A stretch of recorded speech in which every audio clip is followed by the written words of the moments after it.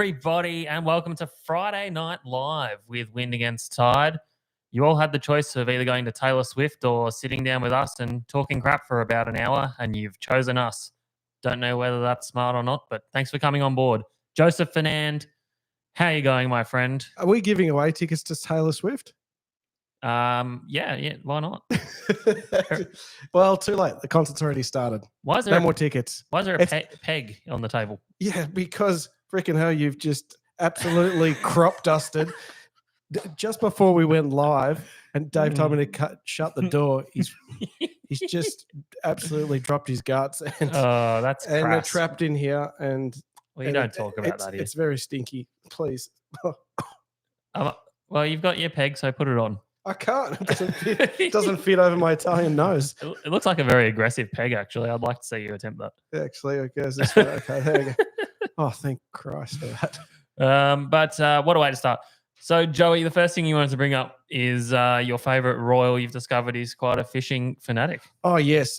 King Charles, I just discovered this week, is an absolute weapon on the marlin. Check him out in all of his glory here. This photo takes us back to 1979 at Rottnest Island. He came to Australia to dominate the marlin. How cool is that? Check him up on your screen there. What do you think's going through the young prince's mind in 1979? I need you to narrate this picture for me, Dave. I think he's sitting there going, "Come on, you blithering idiots. Put me on a large marlin so I can wind it in. Toot sweet." Yeah, he's just sitting on the back there on his throne. In fact, before he became a king, he was sitting on the marlin throne on the back of a game boat. How about that? I've got a bit more fishing info on him than you do, Joseph. Oh, do you really? Yeah. Well, yeah. We're just tell us what. Well, I'm not going to read the whole thing, but he has always been an avid fisherman, Joe, from an early age, taught to fish by his mother, Queen Elizabeth II, and his father. Lizzie liked to wrangle a few trout, did she? She did. We've talked about this in the past. She's a trout lover. Yes. And not like that lady from Tasmania. Much different.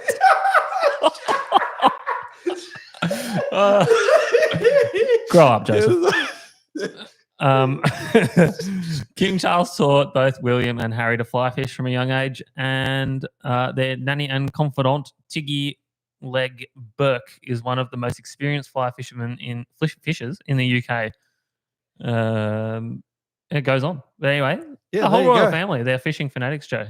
Yeah, there you go. It's very interesting. But yeah, there is King Charles dominating the marlin at Rottnest Island. Picture of him as well. So yeah, but it's been a pretty big week in fishing. Finally, we're getting a bit of break in the weather in Melbourne. We can finally string together 2 or 3 days, under 10 knots, which is absolutely fantastic because it's just been blowing its kanaka off here. Yeah, it's like we're just starting to get a stable weather pattern come through. It's good here and it's good up the coast for all those that are up there chasing marlin, Joe. So I reckon after this weekend, we're going to have fishing reports coming out our ear holes. Should be very exciting. Yeah, and we might even get a chance to get out this weekend as well, Dave. We've got some fishing plans organised for Sunday. Yep. Actually, I'm not invited just yet. This is awkward. Okay. Well, I've got 4 people have announced they're coming aboard my vessel on Sunday, and I just assumed that Joseph was doing gigs because he'd kind of blocked out a period for gigging. And then apparently... It was coming to a conclusion this weekend. He messaged me this morning. He said, are you going on Sunday? I was like, ooh, this is going to be a little bit awkward because the boat's quite full. But nonetheless, Joseph, we will work out a way. Whether or not we have to just tow you behind the boat on a paddleboard or something, or... Yeah, that'd be fun. But we will see what happens there, and hopefully we get out and get some cool footage. No, there's a tactical question. What are you thinking? Are you thinking offshore? Always offshore this time of year. What I'd love to be doing, Joe, would be going up the coast and chasing marlin. But yes, we need 3 days. Wow, back when we were youngins, we'd do it for a day trip. But these days, it's a little bit more difficult, and we're not as cool as we used to be. So yeah, we'll probably just stick local. We'll do the tuna and kingfish. It's very hard to resist that fishing this time of year, Joe, when you can go out in the warmth of summer and target some of the hardest fighting fish that swim in our waters. So I reckon a few people will be doing the same thing, and it hopefully won't be too busy on the water, but at the same time, hopefully everyone gets out and has a good time. Yeah, I think it will be busy though. It's just the last few weekends have been absolutely crazy. I know. We just haven't had enough stable weather for everyone to get their fix. So when the weather's good, it's just absolutely mayhem at the ramps, Joey. Yep. Now you outright attacked me today. Oh, okay. Attacked me because I was showing off about how good the souvlaki I had for lunch was. I claimed it to be, and I still claim it to be the best souvlaki in the world. Blair down there at, not Blair Gary, sorry, down there at Rye, meet the Greek Joe. Does he have his lamb spinning over charcoals? Oh, they do. They're genuine Greeks. Okay. Genuine Greeks. The name is accurate. And you said that I was like breaking the rules by having a mixed suva. Well, you should pick either chicken or lamb. It's one or the other. Mm. Actually, Suraj is on the live feed now telling you that we can fit you in, Joe. Oh, good. And we can fit me in, which is good because it's my own boat. I'm glad the Prince of Nepal has said it's okay. Good. Good. Anyway, what were you saying? Back to the suva chat. Yeah, well, it's why would you go mixed, Dave? When you can't really make up your mind and like you hedge your bets, I guess. It's a 50-50. Well, I'm a purist. I've been told that about you. Yeah, it's going to be either chicken or lamb, because if you mix in the fats of chicken and lamb, it just gets all jumbled up. I was told by a genuine ethnic man that in Greece they actually prefer to use pork, but our pork in Australia sucks. That's exactly right. So they don't do it. That's exactly right. I went to Greece earlier last year, and yeah, it had some beautiful pork souvlakis. Actually, if you head on into Oakley, there's a few traditional Greek eateries, and yep, pork is absolutely what they use. Oh, interesting. So I wonder why our pork's no good to eat. Look, let's face it, like we use lamb here. Lamb or pork, it's got quite a bit of fat on it, and the whole idea of spit is the charcoals heat up the meat, and the fat drips off. Renders off that pork or lamb, and it goes onto the coals, and it spits smoke back up onto the meat. So it gets that beautiful taste. Now, tonight's episode will be a little bit different, Joe, which is brought to you by Shimano, by the way. Oh yeah, brought to us by Shimano. Yeah, good point. Because it's a Friday night, which is unusual for us. First point of difference there. Yep. Second of all, we haven't really done much this week. There's not really been that much going on this week either. There will be on the weekend, I'm sure, but there hasn't been that much going on to date. So, and we've got a Labor Day long weekend coming up. We thought, who's going to save us here? The loyal band of Windy Tiders. That's who. So we put a shout out, and we've had a few guys send in some topics that they'd love to see covered and a few questions. So we're going to run through. We're going to go straight into question time, are we? No, we're not. No. We're just going to run through a few of the topics that were suggested. Then we'll get. Oh, okay. Yes, we will continue on the same trajectory. Yes, that's the one. Sure. So a few of these questions have been sent in. Topics have been sent in by you guys that we're going to run through.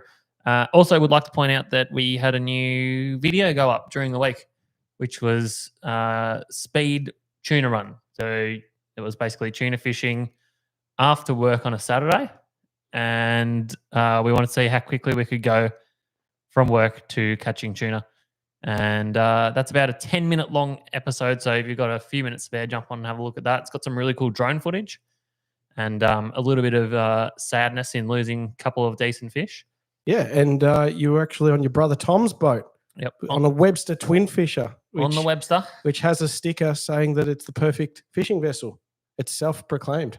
Yes. I don't know about self-proclaiming things. It's a big call, but they've gone ahead and done it. I tell you what, those summer local bluefin tuna out of Melbourne at the moment, it's exceptionally exciting. There's a few big fish around at the moment. We're hearing a few rumours of some spoolings happening out there and people having fish on for half an hour and losing them. It would definitely pay to have a couple of big setups going at the moment, because you just never know your luck.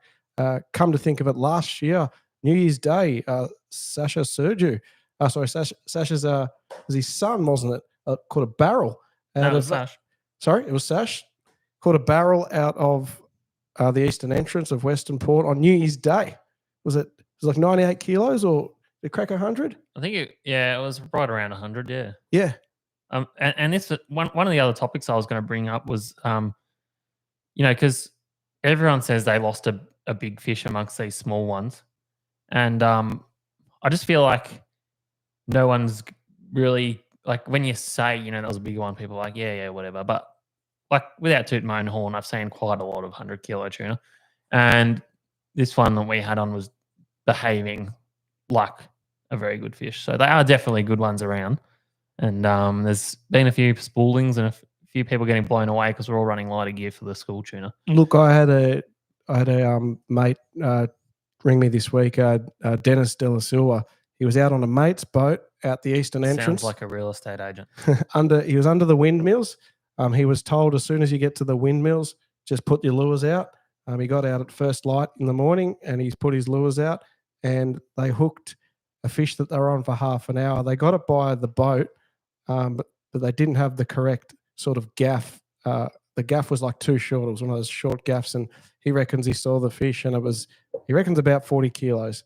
And yeah, he's seen plenty of tuna, that particular fellow. Oh yeah, but yeah, there's a lot of 40s around out there, isn't there? Yeah, remarkable.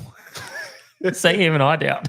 That says you're a skeptic. You're a real tuna skeptic, aren't you? I am. Unless I've qualified the person's comments, I err on the side of disbelief. Look, I'm saying there probably could be some 40-kilo ones there because really your drone footage last week, there's some big white belly flashing underneath some of those fish. Yeah, if you actually watch that slowly, and concentrate on individual fish, there's definitely some pretty good, solid ones amongst them for sure. Yeah. I reckon, bigger this year than they have been in the past. So you never know you're like in a big city. Actually, Chris Cassar of Cassar Fishing Charters, he popped up on socials this week a picture of was it 27-kilo tuna? Was it 29 kilos? Something like it was high 20s. Yeah, he's been catching some good ones, that's for sure. Yeah. We might run through a few tuna fishing techniques a little bit later because one of the questions sent in. We can't resist it. We're tuna fanatics. From good friend Michelle was asking for a few tips there. We had a few questions about that actually. So the hunger is there, Joe. People want to know. Yeah. G'day, everyone who's watching the live feed. Oh, Bo Ely's just jumped in the chat room. Bo Ely. Bergie, Shane, Will, Snoop, Suraj, mate. We actually had an eel video drop this week on TikTok. Oh, that's true. Yeah. We had the Conga. Yeah, and if you don't follow us on TikTok, by the way, you're missing out on a great deal of fun because Wind Against Tide is definitely on TikTok. And this week we released a video from good friend Jonah Yick, who was down at Coles Bay. We've got double eels. We've got a double eel hookup. We've got an eel in the chat room and an eel up on our screen. And what you can see there is he's at the pier with a hand line. There's a giant conger eel. Not conga like the drum, not spelt that way. It's conga, Conger. And have a look at that thing. It just it's massive. Well, Jonah was actually there with his English in-laws, so they would have felt right at home, Joe, because that's what they do over there. That's one of their premier sports fish. Yeah, Marion was there and she was like, "Oh, it's a bloody electric eel." Really? And Jonah was like, no, it's a conga. Yeah. Like, oh, it's a bloody electric eel. Jonah's the sort of person that would get very upset about miscalls on fish species. Yes. Being of a scientific background. Both him and his partner, Helen. Yeah. There you go, up on your screen now. It's Wind Against Tide TikTok. Get amongst it. It's a lot of fun. We enjoy it. So, yeah. Absolutely. Now, Shane's asked, how is it prepared? What's he talking about? The eel? Oh, no, it was actually released. That was one of my questions that I did ask Jonah about the conger eel. I said, does that be a good bait for sword fishing? And he says he couldn't take it because he ran out of room in his esky for another species, which we will talk about. Oh, we will talk about that a little bit down the track. Bit down the track. You'll have to wait for the end of that story. Absolutely. Joey, have you been enveloped by Swift mania? Taylor Swift, as a musician, how are you feeling about the propaganda surrounding that young lady? Look, basically, if one other person asks me if I've got hookups to get Taylor Swift tickets this week, I'm going to scream. No, I've had a lot of the phone's been ringing hot. Really? Yeah. Look, I have been involved with big time music companies, but not that particular promoter that's bringing out Taylor Swift. The other, I've been involved with the Mushroom Music Group, just sort of the other stable, but then there's another stable that brings out Taylor Swift. But everybody seemed to think that I could magically get Taylor Swift tickets. So you were briefly a part of the Village People. I was. So you're a bit of a no, that's just the support band. Yeah. Okay. You're a bit of a heavy hitter. Yeah. As a musician, though, we're not going to talk about this much longer. No, we can. What do you think about her? Like, is she as talented as the fandom represents?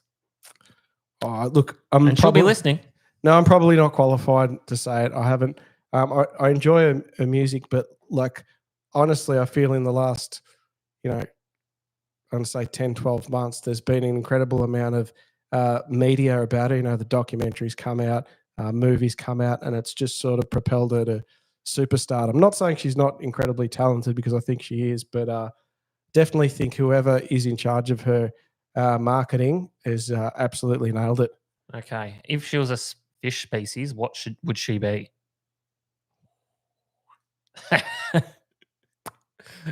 And this will determine her rating. A kingfish. Really? Yeah. Oh, well, that's a high-end fish.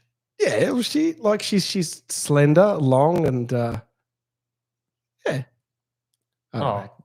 Dave Jurisic is not happy about that. He wants to talk about old Snoop Dogg. Yeah. Well, that'll be next episode. A flounder, a bottom-feeding flounder. That's what he's calling it. Joey, another topic suggested through our wonderful friends online. Best and worst fishing trips. Have you had a bit of a think about that, my friend? Oh. No, I haven't. Okay. I did throw it at you then. No, you did. One of the best fishing trips, well, I got to say, was at Port Macdonald last year when we returned to the Mac. Interesting. We've had probably more successful fishing trips than that, but is that because it was just an all-round good time?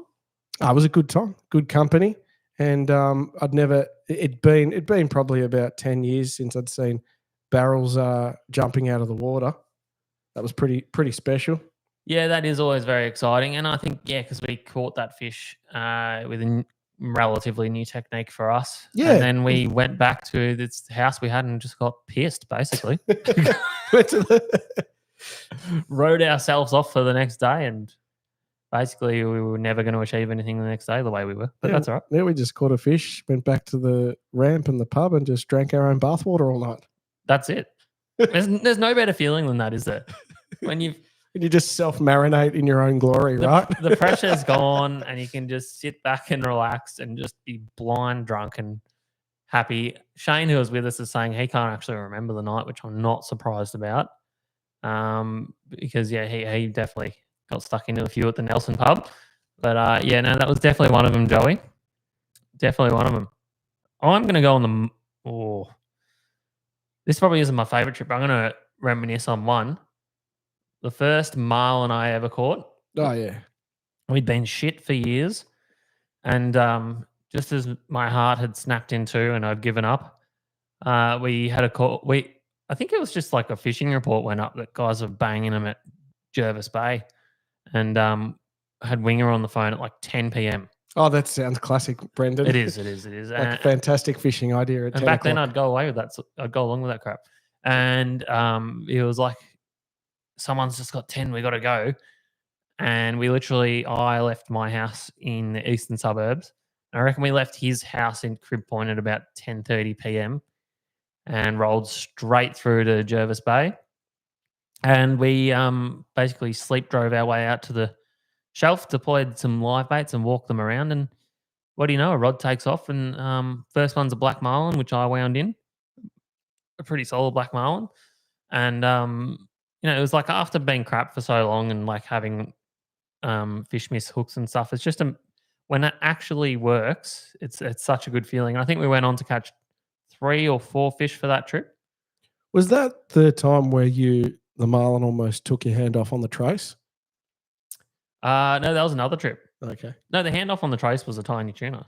All right. But there Oh, was a black marlin that beat the crap out of my arm because I refused to let it go yeah. because we wound it in quite green and it was just going ape shit beside the boat for ages and my arm ended up all red, Oof. which was a good time, Joe. They're quite Yeah. notorious for that black marlin. Yeah. If you touch their bill, they're not happy about it at all. So yeah, that was probably my best one. Worst one, there's been a lot of crap ones. And I don't know if you could really contribute it to one trip as I think it's a consistent beatdown of missing many times in a row. Like when we were trying to crack the swordfish code, there was a good 3 to 4 years of sadness there. Missing out on other good fishing, trying to catch a swordfish. Yeah. But it makes it all the more satisfying. Actually, that should have made my number one trip, catching that swordfish on my own. Oh, Yeah. yeah. That was incredible. That was an immensely satisfying fish, that one. But yeah, I think, How the hell do you bring in a swordfish on your own? mate, there is a video out there somewhere, but I ended up attaching it to the anchor winch and winching it into the boat. Did So you that just was- think of that on the spot, or was it Yeah. just like, nah, this is the only way I can do I it? reckon we'd had that discussion at some point when we were driving on one of our long drives up the coast, what you do if you're solo. And yeah, tried to haul it into the boat a few times, and then I was like, nah, the only way this is coming in is if I either cut it in half or try and use the winch. And it actually worked really good. It was about 180 kilos, wasn't it? Yeah, let's go with that. Yeah. More like 108. Oh, okay. I got the 8 mixed around. I wish it was 180. But yeah, no, that was one of the better ones, Joe. Yep. What are you looking up, my friend? Yeah, just keep going. I'm just getting my technology prepared for our next topics. Oh, well, I'm kind of up to the next topics now because All right. Well, yeah, you wouldn't believe some fishing news this week. There were reports that this fellow hadn't been doing particularly well, but the bearded burbler, the OG of fishing, Rex Hunt, was on board fishing with Sean Ferdier of Think Big Charters, chasing his beloved whiting on Western Port. If there's anything Rexy loves, it's whiting, and it was really good to see. Think Big Fishing writes, had the privilege this afternoon of taking out someone who has created inspiration in one form or another for all anglers, both locally and nationwide over many, many years. Rex Hunt certainly helped my earlier beginnings during the early 80s, listening to him on the radio each Friday evening on 3DB and later 3AW. That was the OG podcaster, Dave. I used to call up and patiently wait to ask some questions relating to local fishing around Port Phillip Bay. Rex, along with John Clements from Camperdown Purrumbete fame and Graham McLeod from the Police Angling Club and Vic Metro Old AAA Fishing Club comp days, hopped aboard for a session on extracting the bone. Plenty of good bone to take home. Took a few moves to find our groove and get them coming in regularly and smooth. Bagged the 3 guys after rolling them in the net. Filleted the lot at the ramp and tables. Great session and lots of good memories rekindled. Thanks again, guys. Man, There he is. If I knew Rexy was at my local ramp, I would have raced on down there. And Yeah, said g'day. but it's good to see he's doing well. No, it is good, Joe. It's really good. There's been a few reports out in the media, and he loves his whiting fishing, so that's awesome. And you can see he's using the old school Butterworth rod there, Joey. The quiver tip, isn't it? Have a Look at look the at it. bend in that bad boy. You don't see enough of that these days. Absolutely right around on itself. Yeah. And that's probably just the sinker. So yeah, not really good to see, Joe. You look at him. He's wearing an OG fishing shirt, and he's got a couple of flies. I'm telling you, I have to get a couple of flies for my Yeah, shirt. you're back in the modern bicycle style. Yeah, I've gone back. Operation I've gone there. back to yuppie style. But Yeah. You look, yeah. I do need some new fishing clothes. If anyone would like to donate some fishing clothes, Oh yeah, I was supposed to ask Shimano about that, wasn't I? yeah, don't worry. I'm sure it's coming. Yeah, I'm sure. But Definitely. yeah, there you go. That's my news flash for this week. Awesome. I enjoyed that. What else we got to run through here? Your Mully's Marine has Yes, we're going to give that a mention. Anyone who is in the market for a Haynes Hunter, we're running a few demo days on the 14th, 15th, and 16th. great. What do I need to do to Mate, you need attend a to- demo day? What do I have to bring? Well, what do I have to No, do? well, What do I have just to- jump on the Mully's Marine socials or give us a call and register your interest. But we're going to be at Paddo, Hastings, and Cows. So, So good spread of locations there, Joey. So what I'm trying to understand is here, you and your team are going to have all the best Haynes hunters launched and tied up at the pontoons, and all you have to do is just show up and select your favorite Haynes hunter that you'd like to take for a spin, and you take it for a spin with one of you boys while you secretly try to sell them one. Absolutely. Well, no, it's not secret. Not secretly selling. I'm just happy for people to come on and go for a buzz. No, experience them. Absolutely. I'm sure they're a fantastic boat to drive. Like they are, and you'll see that when you attend these days, Joe. Actually, I've been a long time since I've been on a Haynes Actually, hunter. you and your father probably are due for a bit of an upgrade, so you probably should come down and jump on for a ride. Yeah. Um, So those venues again going to be at Patterson River. You're brilliant at this. Paddo, Hastings, Cows. Yeah. 14th, 15th, 16th.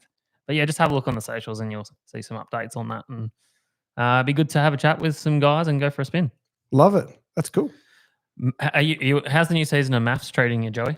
Oh, I have to catch up this week. It's been a very, very busy week for me. But I'm gonna catch up on maths. Okay. I desperately tried to catch up on it last night, and I fell asleep in front of it. Oh dear. Simon Webster's saying every 6 meter plus trailer boat in the universe is heading to Bermagui tonight through Bairnsdale. So the Mexicans are indeed. There's a Mexican wave approaching approaching the south coast of New South Wales this evening, and I don't blame them looking at that forecast. Mate, those Indians at the petrol station will be getting the thrill of their life with the amount of petrol they'll be selling down that east coast. Well, apparently, people were caught out the other day because of all the power outages. A lot of you couldn't get fuel unless you had cash, which is perfect because the whole game fishing community is ethnic and they all believe in hiding large wads of cash in various places. So they were all good. Which I found absolutely hysterical when everybody was talking about cash was Bitcoin this week, the international digital currency. It's hit an all-time high of $51,000 USD. Really? Yeah. Interesting. I thought Bitcoin was done with. Well, it went. Look, it was around high 40s, and then it dropped down like quite a lot. I think to around sort of 18,000, but now it's back up to 51,000. So there you go. Anyway, I should go check that my boat hasn't self-driven itself up the coast to catch marlin because it's sick of me holding it back. Yeah. But hopefully it's still in my driveway there, Joe. You've had a couple of maintenance items on your boat at the moment. Yeah. Do you care to? Mate, there comes a time where you just got to stop flogging the vessel and do a little bit of well, to be fair, I've only really started. Ticked a few things off the list, Joe, but there's a lot more to go, my friend. What are some of the things that gets wear and tear on Extreme that needs maintenance? Oh, well, you always got to look at the trailer, given the amount of towing we do. And then from there, I reckon I had like a leaky helm with steering fluid coming out, which apparently is really uncommon. Uncommon? Very uncommon. It's not a hydraulic steering thing? Yeah, but normally it leaks near the motor, not up at the helm, I'm told.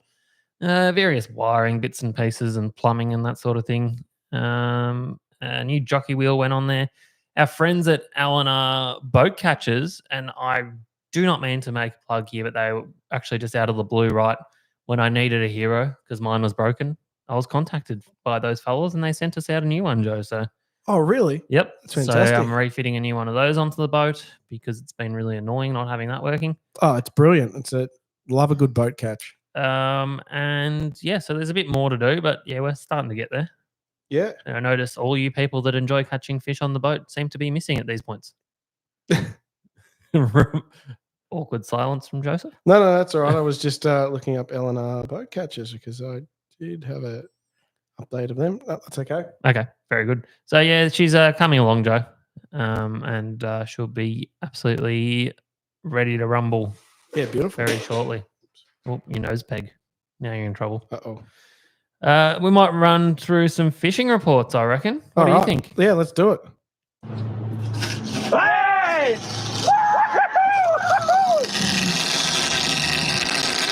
Welcome to the Hookup, where we go around Australia and indeed the world for the freshest fishing reports. All right, so to start off with, we had a message in from Nathan McDermott. So he said he would be the worst live caller tonight because he's high on Valium, which is an interesting thing to make the world aware of. Oh, no. He's got a surgery tomorrow.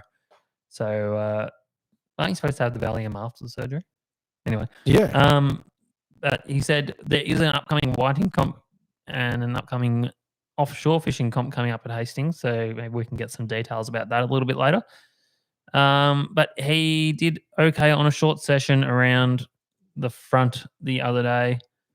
And off Hastings, I'm guessing that is. Yep. Nothing under 40 centimeters on the whiting and a nice gum dog. Yep, I've got it right here.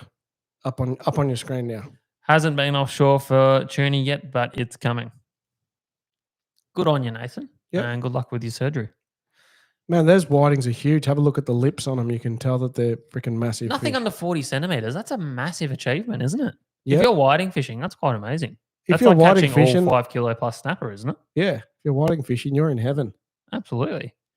Next one I got here is a pretty exciting red hot report from down south, Eagle Hawk Neck. First swordfish of the season, Oh, wow. potentially in Australia recreationally, Joe. Yes, I think I've got that one here as well. Yes, up on your screen now. So that Woo. one's from Sammy Nichols, legendary family down there at Eagle Hawk Neck. Legendary fishing family. Son of Stuart. And he's got his own boat these days. And he did this last year as well. Went out and nailed a sword early. So it begins. First sword of the season. So that was second drop for the season. And the fish was 121 kilo. Yeah, check it out. Impressive. So the old school Eagle Hawk Neck weighing zone there. Sorry, that giant bullhust sausage is just trying to make a reappearance. Bullhurst. Is that what it's called? It's called Boerewors. Bullhurst. That was the South Africans called it. Boerie. Yeah, Boerie master. I didn't rate it. Okay. It was all right. It was novel. It's different. Not the best sausage I've ever had. What's your favorite sausage you like to munch on, Dave? Just a small one. Just a regular beef one? Yeah, regular beef. Not a little pork one? No, not a Chipotle. Yeah, Chipotle. Are they called like Chipitas or something? I just don't know my sausage.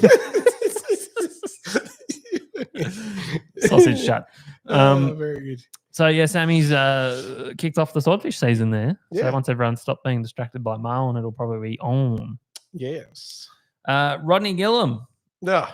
for marlin See if I can for the bring him up. day about 2 days ago. I don't even think he would have put anything on socials. I think it was just like stories and stuff, Joe. Oh, I saw something. He was, yeah. So No, he's there you go. He's mega ship. You know, he's just having his best time of his life there. Looks And good like on him. He deserves it. Looks like it's There you go. Rodney and young Nico with 4 flags flying in the air. So is a 50-foot Maritimo is his vessel there. It's called Pandemonium. Pandemonium. Yep. It's about as wide as my boat is long. 4 marlin up north of Churros there from Rodney. I think he said he got 2 on lures and a couple of them switching. He's a big switcher and lure tower. Rodney goes against the trend. Most people just walk live baits around slowly, but not Rodney. He likes to cover some ground. Oh, yeah. And he's the man up there this year, actually. He would be walking around like he's got the biggest bullhurst in in the world. He's had a ripping season. So good on him. So yeah, 4 marlin. I think that was yesterday, and then today I was chatting to him this morning, and he'd already seen like 3 or so. So I don't know how many he converted, but good on him. Life up there. Is it 442 today? Today. Marlin score. What was it? Oh, I didn't say that. 442, I think. Oh, well, there you go. Yep. How good are you on your phone searching here, Joey? There's a report from Fishing Online. Oh, yeah. We're good for them, yep. Yep. So Green Cape marlin or Eden marlin. Maddie and Mick went out and this was about 3 or 4 days ago, and they went 20-13-6 on marlin out there in the rough. Yeah, it on the looks rough first, as. and then 2 the next day. So hot bite going on there, or was going on there. Who knows where it's at? But that's a good day. Imagine if you converted all those. That's Your arms would ridiculous. actually fall off. 20. That's like carbo style in Mexico. They It must be is. really reversing on them and snapping them off. Well, clearly, because they only ended up with 6. Yeah. But yeah, no, good day there. Oh, there's our video. So well done to those boys. So Marlin's probably the big thing at the moment, but also still plenty of kingfish around, Joe. Malakuta. Montague Island's been really good. Oh, that's good. Full mecca there, Montague Island. Mm-hmm. Not massive, but heaps of kings down there. Locally, there's been a few reports filtering through. I think, like us, everyone gets distracted by tuna, so there's probably still some people sneaking around on the kings catching them. Yep. But a lot of tuna fishing going on. Southern Port Phillip, whiting have been steady, and calamari have been very good as well, Joe. So always a good option down there. I think it was the Real Time guys I saw did a nice charter out there and had a nice esky covered in calamari and whiting. So bread and butter fishing still going good, Joe. It's good. Shells Salt Living in the chat room says the spider crabs are in 3 months early.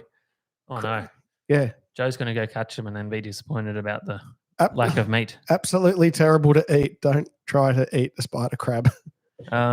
Local tuna still going very strong. Although might have been the new moon phase last weekend. A lot of people actually missed out, Joe. Oh, yeah, but they really are everywhere. Like, I'm gonna see if I can get up on this video from this morning. One, Chris Cassar from Cassar Fishing Charters got out this morning up on your screen there, just up on his trusty Faruno there. He was out at first light this morning and he just runs over a school of tuna. Racing on in. And pretty much, there we go. One's hooked up. The second one. And the third one. He's hooked up. Very good. There's heaps of them out there. I enjoyed your reel noises too. Yeah. All right. Gippy report from Simon Webster, the man, the myth, the legend. Good conditions over the next few days. We'll see sword and marlin hunters heading wide. Nice blue water is pushing in from east currently with water temps sneaking up. Ooh, kings could be good down that way. Yes. Reports of marlin popping up from Malakuta, Eden, etc. Obviously, plenty of fish about for those with the time and opportunity. Snapper grounds appear to be picking up, maybe reaching the peak for the season this year. I think Simon got a lovely 88 centimetre model during the week, which he hasn't even mentioned in his own report. He's too humble. Oh. King George whiting starting to turn up in better numbers. North side of Flanagan and Fraser Islands being the place to be. Breams and salmon going well at Bam currently. And many nice fish being landed last week in the competitions.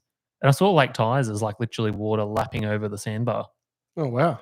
Oh, there you go. Here's a photo of Bailey's beautiful 88 centimetre snapper. Oh, yeah. I'll just plug it in. That's too much effort. All right, plug it in. Yeah, go. Well, I've got nothing else to say about it. I think Okay. the boys were even using live bait on that one. Yeah, right. Yeah. The people have seen it, Joe. It's all good. Okay.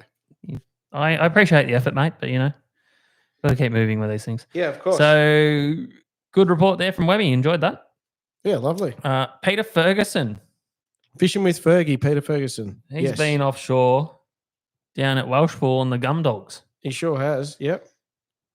Thursday, got that there. 15th of the 2nd. He had a guide charter booked.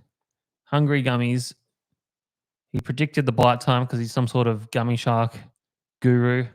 And within 15 minutes of his prediction, the first rod buckled and a lovely 12 kilo gummy in the net, followed by a 20 kilo that was released to breed.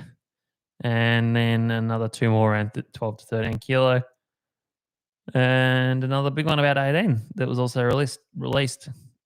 So a lot of people really enjoy the gummy shark fishing. It's good to see. A lot of people do. Do you think it's become less popular these days than it used to be? Remember how popular?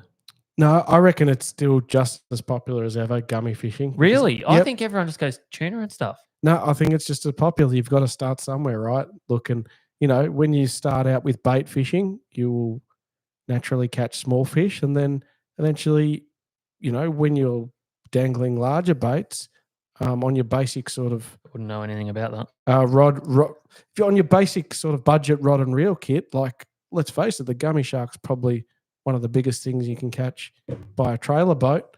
You know, in Melbourne, like just not going offshore, obviously. My theory is that say other states where sharks are a pest and people don't want to catch them, like Queensland, I think that it's becoming more that way down here where we've got more premier species and the sharks are just getting in the way. Yeah, that's Although I true. do think what you're saying is valid. In my opinion, they've lost some popularity for what they were back in the day. Because years ago, we didn't have any other cool stuff to catch, and they were it. They pulled hard, they tasted good, and but now we've got kingfish, tuna. What I'm saying though, it still takes a significant boat to drive out to the kingfish and the tuna. Like you can have a really cheap boat and a rod and reel, and probably a gummy shark is the biggest thing that you're going to catch. The limits of your vessel.